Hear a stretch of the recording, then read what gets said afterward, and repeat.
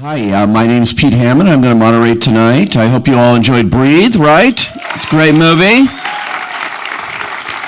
Fantastic. Please welcome the star of Breathe, Andrew Garfield.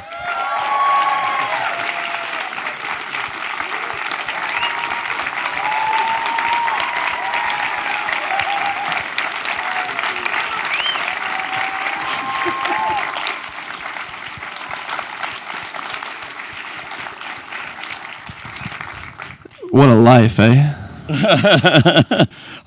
They liked it a lot, obviously, and you're here with a lot of actors. My favorite kind of people. So welcome here. Truly. Talk about this. Speaking of acting, this is a true acting challenge, but a true story where some of the people involved are still alive to watch you do this. So there's a special added kind of responsibility, I guess you feel as an actor to get this right. Yeah, you see the footage at the end, of course, and Diana is still very much with us, more alive than ever. And Jonathan is our producer. It's his story. He's our sole.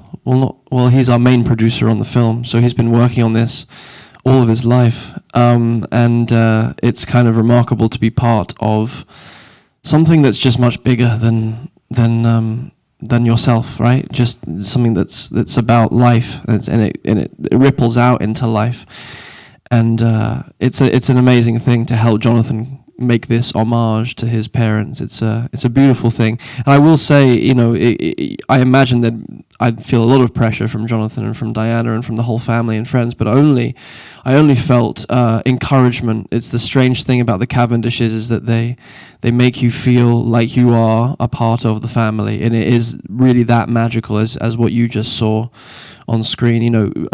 Press is awful. When you do press for a film, right? It's hard because I find it hard. I think most actors find it hard, and but with this, I get to hang out with the Cavendishes, and we get to talk about them, and we get to talk about and just being in their orbit. There's something very, very magical about them. And what was it when this project came to you? Because, you had been doing some very heavyweight movies, Hacksaw Ridge, for which you were nominated for just about everything last year, including an Oscar, and Silence. These are all physically draining movies. And then taking this on. What was it about it? Why did you want to sign on to play Robin Cavendish? It's I think it's evident in the film. I read the script and I just cried and cried and cried and laughed and then cried and cried and cried and laughed and cried.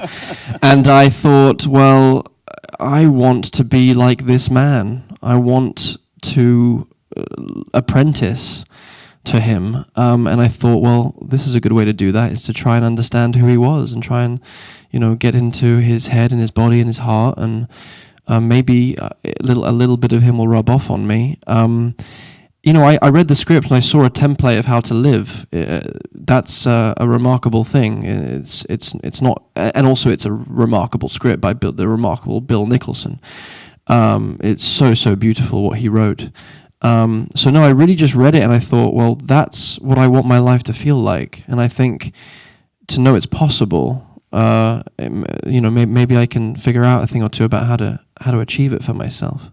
Can you imagine being in that position that he was in, 28 years old, everything's going on for him, and suddenly hit with this, paralyzed from the neck down, and his whole life obviously changed, but his attitude was remarkable, I thought. I don't know if I'd have that ability, that strength, that courage, that sense of humor. But he had to, I suppose, in order to survive. He had to laugh at God as he felt like God was laughing at him. I love that line, the mistranslation of the Spanish priest. It's just perfect. God makes a joke, we have a party. That is his credo. That is Robin's credo, just faced. Reflected back, and he's like, yeah, that's right. That's exactly it. Fuck you, we're going to dance. How beautiful. He was a very religious man before the polio, and he renounced his Christian faith after the polio because he thought, well, a just God would never do this to me. But I would argue, and wherever Robin is, he might argue back. I would argue that he became profoundly spiritual. I think you can feel it, hopefully, in the film. The way he loves people, he found God in every single person that he came across. I think it's partly because he couldn't look away.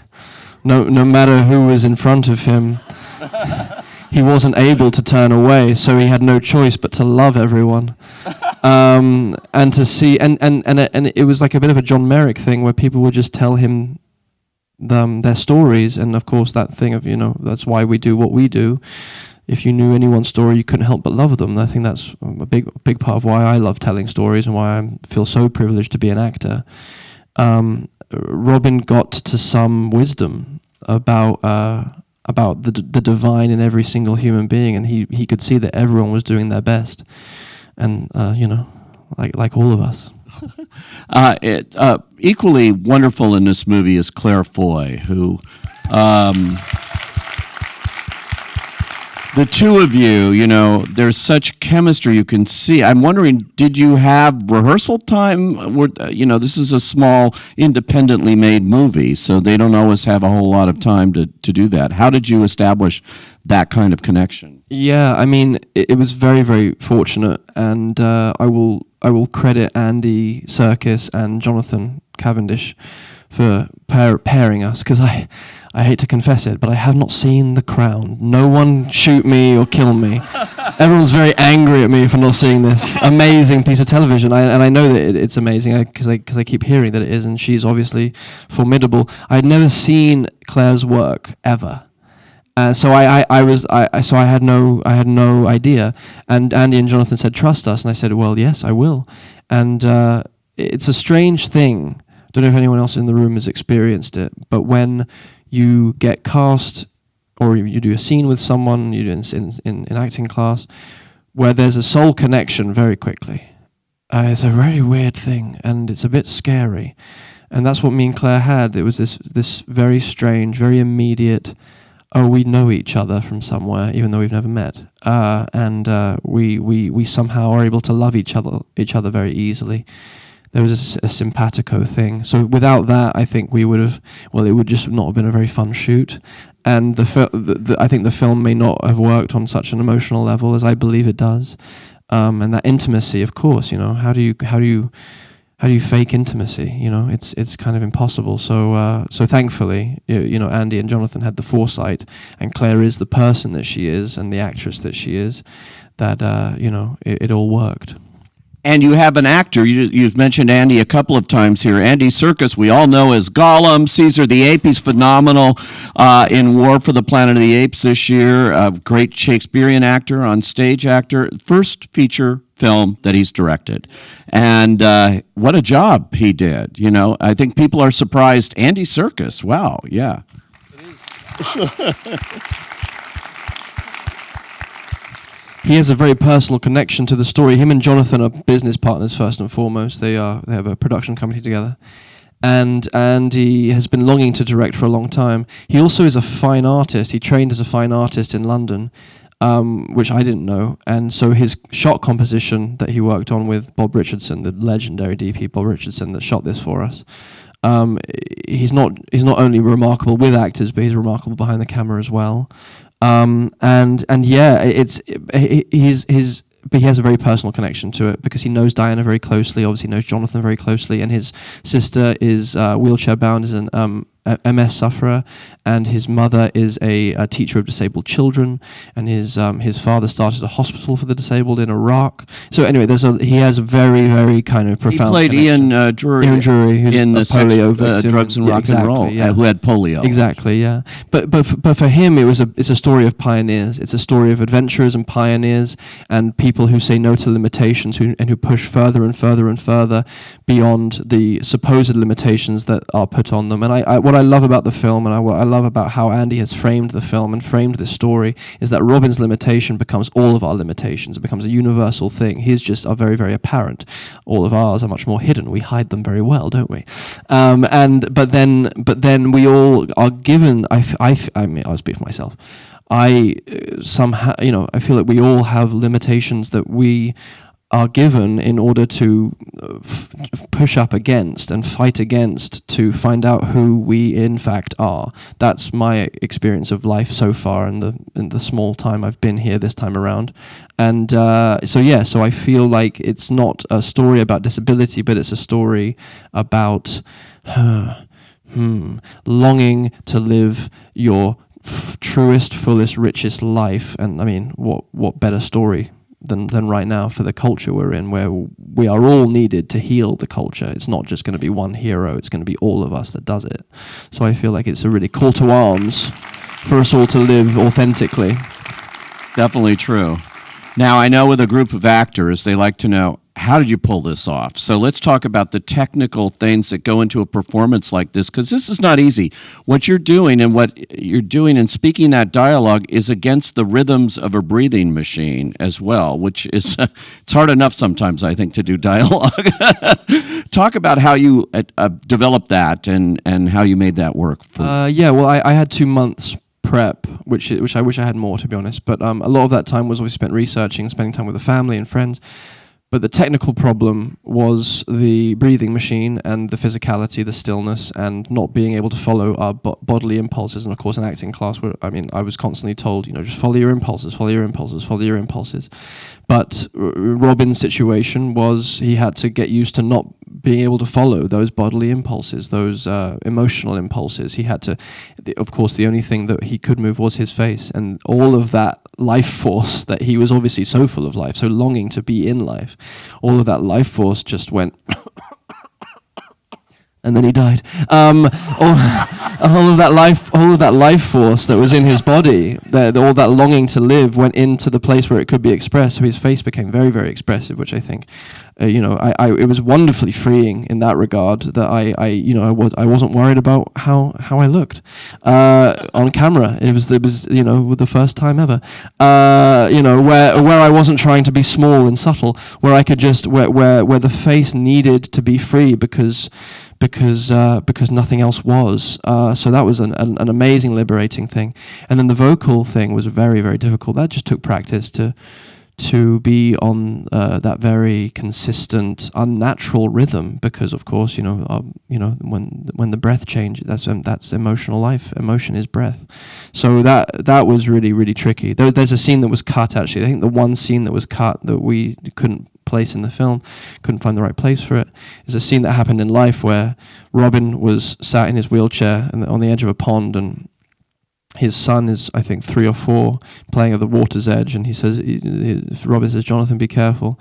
Jonathan looks over and he slips, he falls into the pond, and Tid, the nanny, has gone into the house. And it's horrific. It was a horrific scene, and Robin, obviously he can't shout, he can't scream, he just has his bell, and the first 3 takes were useless because I was just hyperventilating, because of course that's what happens, right? So that was a really wonderful challenge to try and feel all of that panic and truthfully, while keeping my breath like very calm and very consistent. That took a few goes, but then it created a very eerie result. It was even more terrifying because you could see that Robin wasn't able to really respond to what was happening. So anyway, yeah. And that happened. All of the stuff happened. The only thing that didn't happen, truthfully, is the dog didn't in fact take out the plug that Jonathan did. but we couldn't get the damn child to do it. Sweet child, lovely child. Didn't know much about acting, but a lovely, lovely child. And of course, Jonathan, being the producer, didn't really want to have that immortalized on film. He gave the role to the dog. Exactly, yeah. I find it fascinating, just a technical question of you're either sitting in your wheelchair in this or you're in bed for this movie the whole time. And I once talked to Margot Martindale, who said early in her career she was known as a bed actress. They actually have them, bed actors, and they're hired because they can really emote well in bed. she told me this whole thing, all these roles she had in bed, and I'm just wondering what that's like for you, because I was thinking that, wow, this is... Sounds rather good, doesn't it? Yeah. Bed actor, Andrew Garfield. Yeah. Yeah, I don't know. I didn't really think about it in terms of being in bed or not. I thought, I think, Robin wasn't disabled. He didn't allow himself to be disabled. I think that's the big point. Is that he loathed the word, in fact, and he spent his life fighting the idea of disability or paralysis or limitation, and I think so. That was my mindset. I never thought that I never thought about lying down, sitting. I was just, this is, I just, after the 3, he had 3 years. We truncated it. There were 3 years where he was very depressed after the paralysis. He was suicidal for a big portion of it. We had to truncate it, of course, because we only have 2 hours in a film, and he after he decided to live, it was all about that. And I think from then on, I tried to be unconscious of it. It just became I don't know, it became like eating 3 meals a day, or it became like brushing my teeth in the morning. I think that's, for him, he surrendered to it. And I think ultimately he had to grieve fully the loss of his old self, grieve fully the loss of his body, and in order to become this new self, and this kind of deeper self, actually, I think he ultimately got bigger and bigger and bigger in his insides, in his soul, as time went on. So, yeah. In an odd way, too, talk about the hair and makeup and those kind of things. I mean, you had in some way, a bit of Robin Cavendish with your teeth, right? Yeah. Yeah. So those aren't my teeth, but they are Jonathan's. They are a mold of Robin's son's teeth, because Robin and Jonathan had very, very similar mouths, and I didn't need to do that. I no one knows who Robin is, really, so I had artistic license to do whatever I wanted, and Jonathan really gave it to me. But I thought the more I got to know the more I got to know Robin, and the more I heard stories about him, and the more I saw pictures, and I just, of course, fell in love with him. I thought, well, I want to honor him in every way possible, and there was something about his teeth that just was it was very helpful, actually. It was very, very helpful, and I felt like I was doing homage to Jonathan and kind of humiliating him slightly in the same breath. It was quite by drawing attention to the teeth that he's been very self-conscious of his whole life. So it was an ownership of that beautiful smile that Robin had, because he was every picture, every video, he's beaming, and his eyes are so bright and alive. And it really was a life of joy that he managed to create, very authentic joy, just, Wow. Now, they have filled out some questions here, so I'm going to relay them to you. Andrea, where's Andrea? Right there, hello. When you read a script, what do you look for? What grabs you? Guts. Just if I go, oh no, I've got to do that, then I'm in trouble, and that's it. But I always, it's a fuck yeah, or it's a no for me. Because life's short, and there are so many actors, and there are certain things I'm not supposed to do, and there are certain things that maybe I am. I don't. That's how I see it, anyway. I don't know. If I get, it's an interesting thing. If I get sent something, no, I'm not going to tell you that. I was about to reveal some information about something I was sent, and I passed it on to a friend, and I told the director you should hire him, and then he went on to have great success. But I'm not going to go into that. But oh, come on! No. I'm very proud I have a hand in it, and it's a beautiful thing, and I love that. I always go, if I'm not sure about something, I send a list of actors to the director, and I go, these people are more right for it. I mean, that's not generous. It's not generous. It just feels right, because I know I know all of the sides. I was out of work for 2 years at the beginning of coming out of drama school. I was, so I know. But I've been very, very lucky since then. But anyhow. All right, Beth Damiano. Beth, right up there. Hello.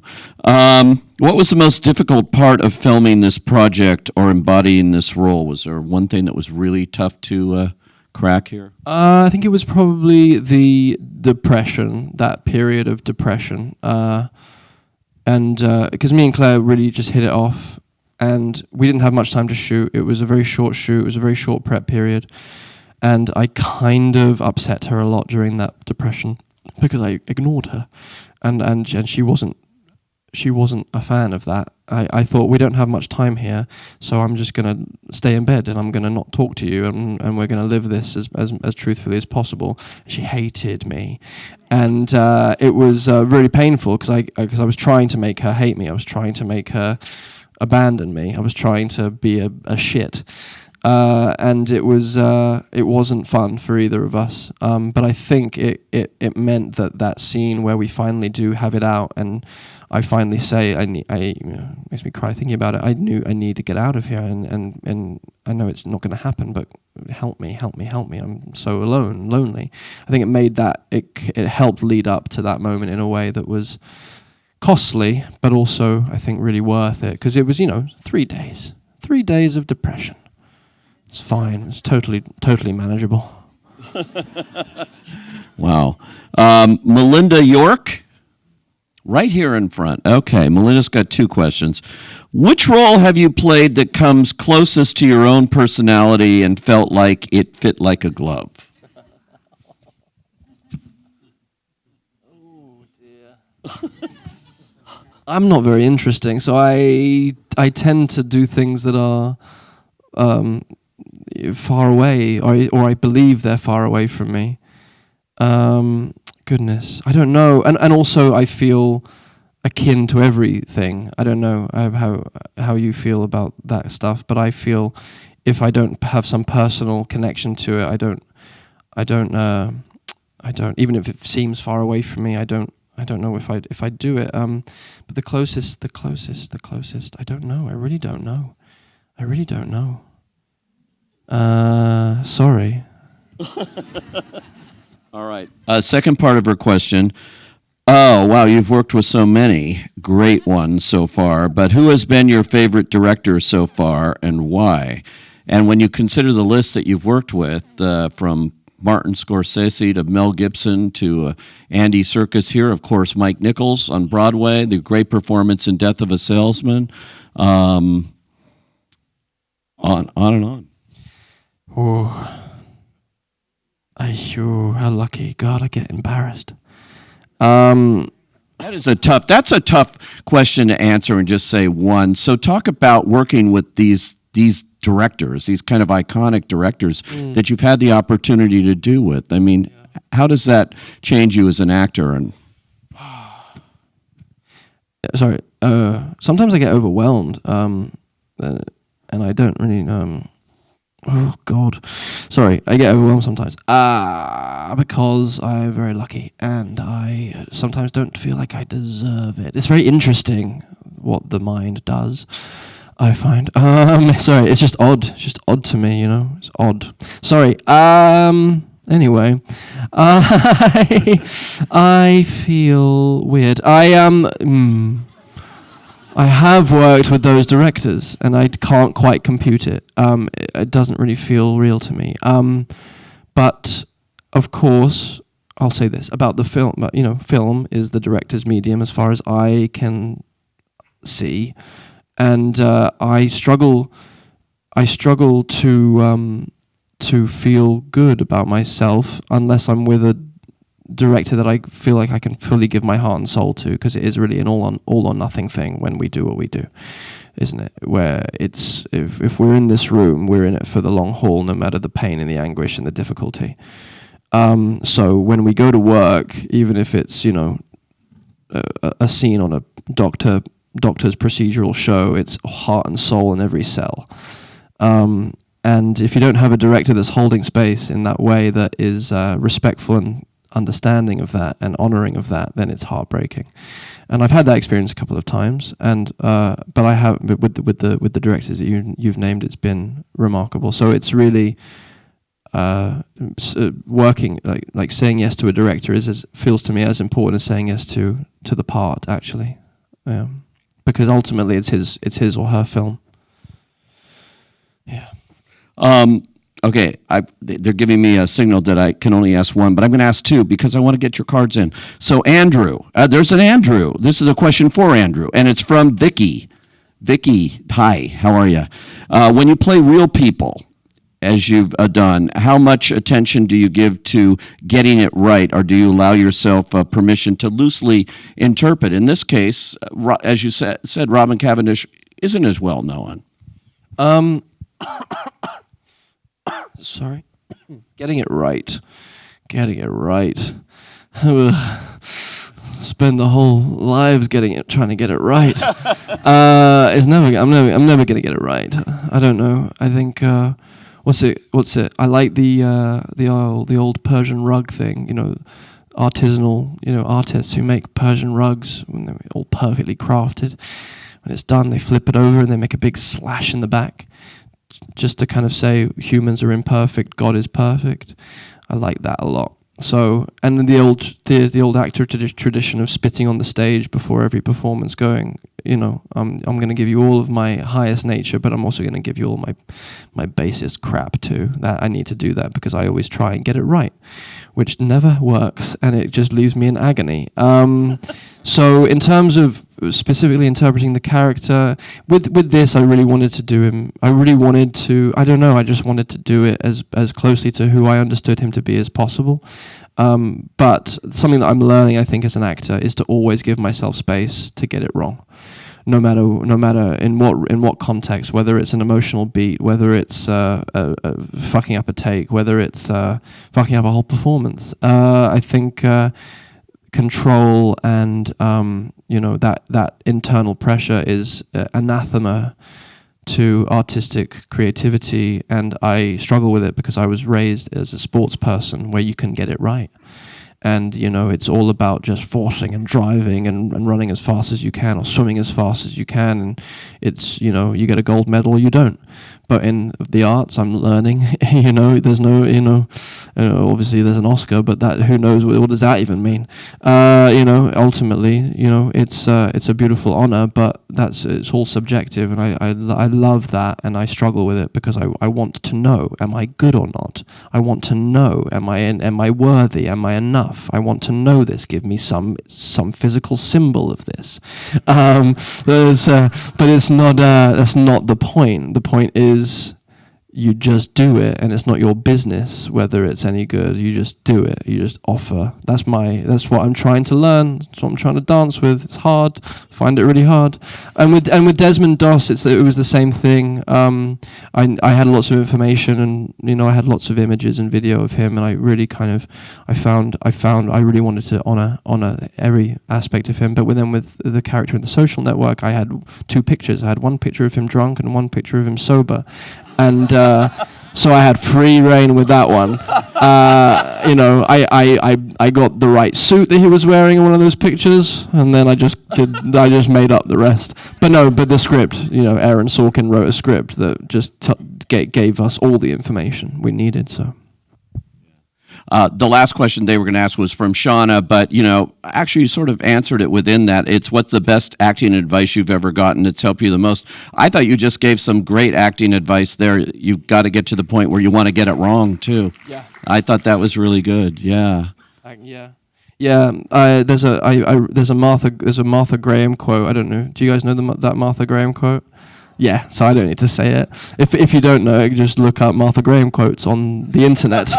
But she talks about the divine dissatisfaction. There's no satisfaction whatever. There's only a divine dissatisfaction. Go on, anyone else? What's next? What happens next? But yeah, no, it's just a longing. It keeps us marching and makes us more alive than the others. So that's nice, I think. Well, I have to tell you, you got this one right. So congratulations.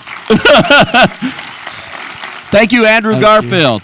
Thank you. I do love. This is lovely. I do love talking to. I love these Q&As so much. So thank you so much for coming. Really, thank you very much.